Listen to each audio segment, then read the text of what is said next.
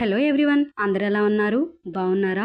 Thick గ్రేవీతో సింపుల్గా గోంగూర రొయ్యల curry చేసేద్దామా? మేము ఇలా రొయ్యల పులావ్తో సర్వ్ చేసుకున్నామండి. టేస్ట్ మాత్రం చాలా చాలా బాగుంది. డెఫినెట్గా ట్రై చేయండి. ముందుగా welcome back to our channel Janu vlogs. ఇలా రొయ్యల్ని నీట్గా వాష్ చేసి పక్కన పెట్టుకుందాము. ఒక కళాయిలో ఇప్పుడు మనం గోంగూర వేయించుకోవాలండి. మన మెయిన్ ఇంగ్రీడియంట్ ఇదే కదా. సో కొంచెం సాల్ట్ వేసి ఇలా మూత పెట్టి మెత్తగా అయ్యేంత వరకు కుక్ చేసుకుందాము. చూడండి, ఇలా మంచిగా ఉడికిపోయిన తర్వాత పక్కన పెట్టుకొని పూర్తిగా చల్లారేంత వరకు వెయిట్ చేద్దాము. ఇలా పూర్తిగా చల్లారిన తర్వాత మిక్సీ జార్లో యాడ్ చేసుకొని ఇలా మంచిగా మిక్సీ పట్టుకుందామండి. అప్పుడు మిక్సీ పట్టుకుంటే ఏంటంటే పుల్లలు పుల్లలుగా అలా ఆకుల్లాగా లేకుండా పేస్ట్ లాగా అవుతుంది. సో ఇలా పెద్ద సైజ్ ఆనియన్ తీసుకొని దాన్ని నీట్గా వాష్ చేసి చిన్న ముక్కలుగా కట్ చేసుకుందాము. ఇలా ముక్కలుగా కట్ చేయడం వల్ల తొందరగా గ్రైండ్ అవుతుంది. సో దీన్ని మిక్సీ జార్లో యాడ్ చేసుకొని గ్రైండ్ చేసుకుందామండి మెత్తగా. ఇలా గ్రైండ్ చేసుకొని పక్కన పెట్టుకున్న తర్వాత ఒక కళాయి పెట్టి అందులో ముందుగా వాష్ చేసి పెట్టుకున్న రొయ్యల్ని యాడ్ చేసుకుందాము.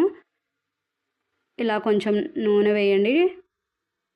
తర్వాత పసుపు, కొంచెం సాల్ట్ వేసి మంచిగా ఉడికించుకుందామండి. ఇలా కలుపుతూ ఉన్నారంటే ఒక 2 మినిట్స్కి ఇలా వాటర్ అన్నీ బయటకు వచ్చేస్తాయి. సో ఇలా వాటర్ అన్నీ ఇంకిపోయే వరకు కుక్ చేసుకోవాలి. ఒక 5 మినిట్స్ కుక్ చేసుకున్నారంటే చూడండి ఇలా చిన్నగా అయిపోయాయి కదా, వాటర్ కూడా మ్యాక్సిమం ఇంకిపోయాయి. సో ఇలా పక్కన తీసుకొని పెట్టుకుందాము. ఇప్పుడు అదే కళాయిలో నూనె యాడ్ చేసుకుందాము. నూనె కొంచెం ఎక్కువగానే పడుతుందండి. నూనె యాడ్ చేసుకొని కట్ చేసుకున్న పచ్చిమిర్చి వేసుకుందాము. తర్వాత కొంచెం జీలకర్ర యాడ్ చేసుకొని కరివేపాకు, కొంచెం మెంతిపిండి వేయండి. మెంతిపిండి కంపల్సరీ యాడ్ చేసుకోనండి, నీసు వాసన రాకుండా ఉంటుంది. కొంచెం పసుపు యాడ్ చేసుకొని ఒక 1 మినిట్ వేయించుకుందాము.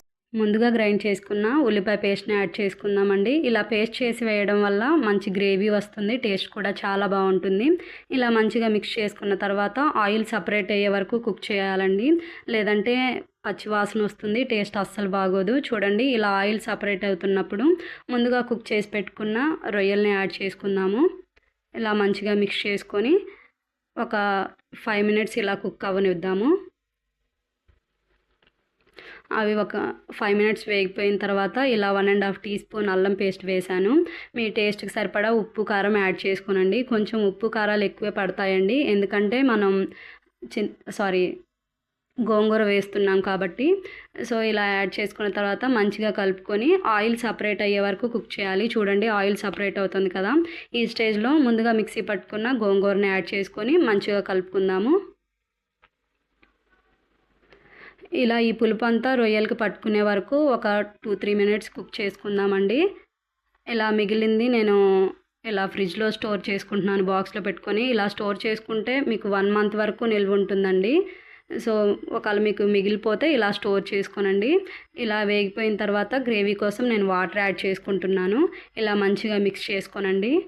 ఒకసారి టేస్ట్ చెక్ చేసుకున్న తర్వాత మీకు ఏమైనా తగ్గితే యాడ్ చేసుకోవచ్చు. నాకు కారం తగ్గినట్టు అనిపించింది, అందుకని నేను కొంచెం కారం యాడ్ చేసుకున్నాను. ఇలా మంచిగా మిక్స్ చేసుకున్న తర్వాత ఈ కర్రీకి ఒక మెయిన్ మసాలా యాడ్ చేసుకుందామండి. దానివల్ల ఫ్లేవర్ చాలా బాగుంటుంది.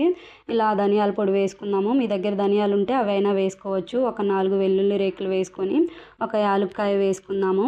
ఒక చిన్న ఇంచు దాల్చిన చెక్క కూడా వేసుకుందాము. ఇవన్నీ మంచిగా నూరుకుందాము. కావాలంటే మీరు మిక్సీలో అయినా పట్టుకోవచ్చు. నేను ఇలా నూరుకొని దీన్ని పక్కన పెట్టుకొని ఇప్పుడు కర్రీ చూద్దాము. చూడండి ఆయిల్ సపరేట్ అయింది కదా, ఈ స్టేజ్ వరకు కుక్ చేసుకుందాము. దీన్ని మంచిగా మిక్స్ చేసుకున్న తర్వాత కొంచెం గరం మసాలా వేసుకున్నాను, ఒక 1.5 టీ స్పూను. నూరుకున్న మసాలా కూడా వేసుకొని కొంచెం కసూరి మేతి యాడ్ చేసుకుందామండి. టేస్ట్ చాలా బాగుంటుంది. ఇలా స్మాష్ చేసి వేసుకుంటే ఫ్లేవర్ దిగుతుంది. కొంచెం కొత్తిమీర, పుదీనా కూడా వేసుకొని ఇవన్నీ మంచిగా కలుపుకొని ఒక 5 మినిట్స్ కుక్ చేసుకుందాము. చూడండి థిక్ గ్రేవీ వచ్చింది కదా, టేస్ట్ కూడా చాలా చాలా బాగుంటుంది. డెఫినెట్గా ట్రై చేయండి. మీకు ఎలా అనిపించిందో కామెంట్ చేయండి. వీడియో నచ్చితే చిన్న లైక్ ఇచ్చి సబ్స్క్రైబ్ చేయొచ్చు కదా మామ, ప్లీజ్.